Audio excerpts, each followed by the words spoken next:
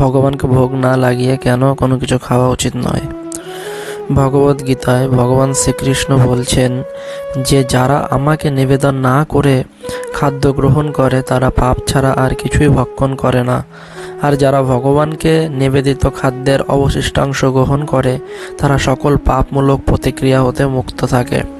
শরীর রক্ষার জন্য আমাদের সকলকে আহার করতে হয়, তাই যিনি আমাদের সবকিছু দিয়েছেন তাকে প্রথমে খাদ্য নিবেদন করা উচিত। এটা পরীক্ষিত সত্য যে ভগবানের উদ্দেশ্যে নিবেদিত খাদ্য অর্থাৎ প্রসাদের বিশেষ ধরনের স্বাদ হয়, যা অত্যন্ত বিলাসবহুল রেস্তোরাঁর খাবারেও এই স্বাদ পাওয়া যায় না। প্রসাদ গ্রহণ করার ফলে মানুষের গোটা অস্তিত্ব পবিত্র হয়ে যায় এবং স্বাস্থ্য ভালো থাকে। ঈশ্বরের আশীর্বাদ সূচক এই অভিজ্ঞতা ভক্তির বহিঃপ্রকাশ। শুধুমাত্র মহাঋষি ভুক্তাবশেষ ভক্ষণ করে এক চাকরিনীর পুত্র পরজন্মে নারদ মুনি হয়েছিলেন। প্রসাদের গুণ এত ব্যাপক। বেদে বলা হয়েছে আহার শুদ্ধ সত্য শুদ্ধি। যদি কারো আহার শুদ্ধ হয় তাহলে তার সমগ্র চেতনা শুদ্ধ হয়ে ওঠে।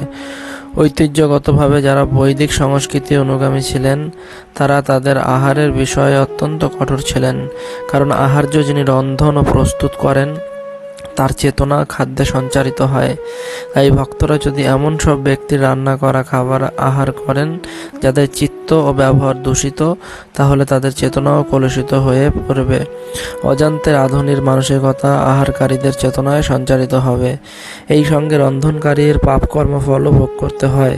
শ্রী চৈতন্য মহাপ্রভু বলেছেন, বিষয়ীর অন্ন খাইলে মলিন হয় মন, মলিন মন হইলে নাহি কৃষ্ণের স্মরণ।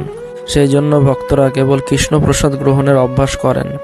প্রসাদ শুধু যে কর্মফলের বন্ধন মুক্ত করে তাই নয়, কৃষ্ণ প্রসাদ চেতনাকে কলুষমুক্ত ও বিশোধিত করে।